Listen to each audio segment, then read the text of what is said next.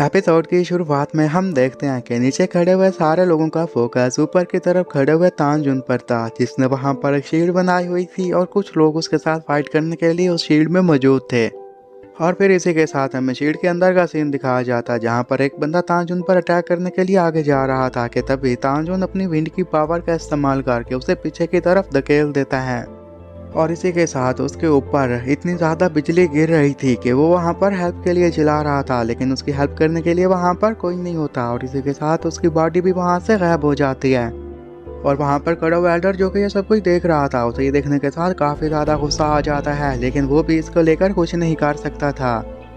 कि इतने में तानजुन वहाँ पर फिर वहाँ अपने ड्रैगन को समन करता है और फिर उसके ऊपर लाइटनिंग की पावर का इस्तेमाल करने लग गया था कि तभी वो एल्डर अपने सामने एक शील्ड बना लेता है ताकि खुद को उससे बचा सके। अब वो अपनी सवार की पावर का इस्तेमाल करके वहाँ पर जितनी भी लाइटनिंग गिर रही थी उसके असर को ख़त्म कर रहा था, और ये सब कुछ करने के साथ वो काफ़ी ज़्यादा खुश भी हो गया था।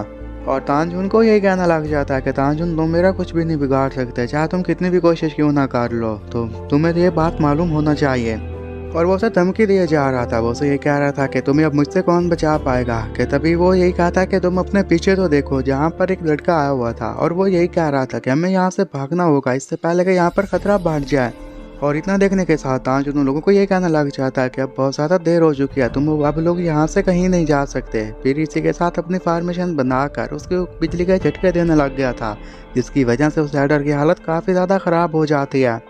और इतना कहने के साथ ही फिर तानजुन आगे बढ़ता है और फिर उसके ऊपर अपनी पावर का यूज़ करता है ताकि उसे अपने वश में कर सके। वो उसे ये कह रहा था कि मैं इस शहर को यहाँ पर खोलने वाला हूँ, तुम नीचे जाओगे, नीचे जाकर लोगों को बचाना कि तुमने मुझे जख्मी कर दिया है, मेरी हालत काफ़ी ज़्यादा ख़राब है, ताकि वो लोग मुझे मारने के लिए यहाँ पर आएँ और फिर मैं उनका काम तमाम कर सकूँ।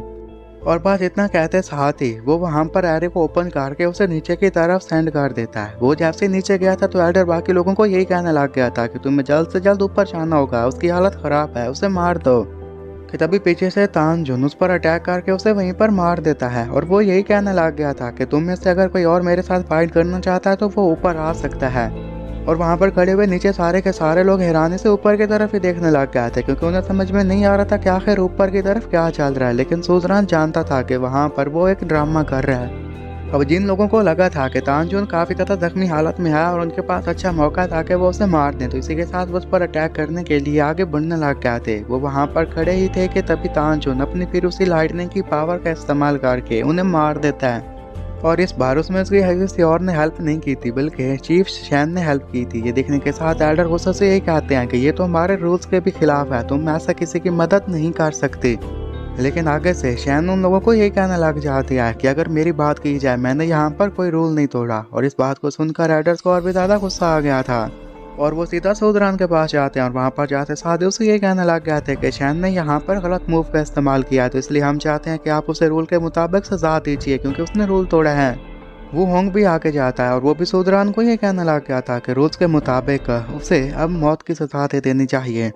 तो उन दोनों की बातें सुनने के साथ ही सुदरान अपनी जगह पर खड़ा हो जाता है। गुस्से से उन दोनों को ये कहता है कि तुम लोग खामोश हो जाओ। तो ये सुनने के साथ ही वो दोनों वहाँ पर झुक जाते हैं और ये कहने लग गए थे कि आखिर हमने कौन सी गलती कर दी, प्लीज़ आप हमें माफ़ कर दीजिएगा अगर हमसे कोई गलती हो गई हो तो।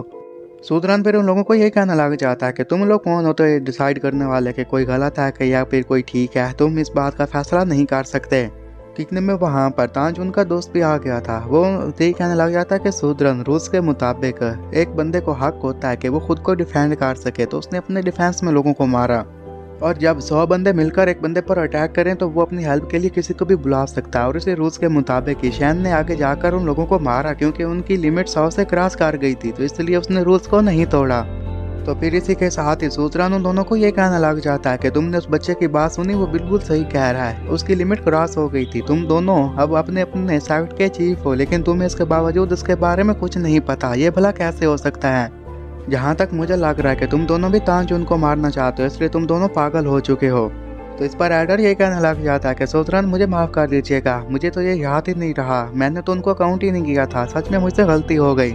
तो सुदरान उसे ये कहने लग जाता है कि अगर तुम्हारी आंखें इतनी ख़राब हो गई हैं तो तुम फिर अपनी इस चीफ की सीट को जाने दो, मैं चाहता हूँ कि तुम इसे छोड़ दो। फिर वो दोनों को ये कहता है कि तुम दोनों जाकर अपनी सीट्स पर बैठ सकते हो। तो इसके साथ ही वो दोनों उठकर अपनी अपनी सीट पर जाकर बैठ गए थे।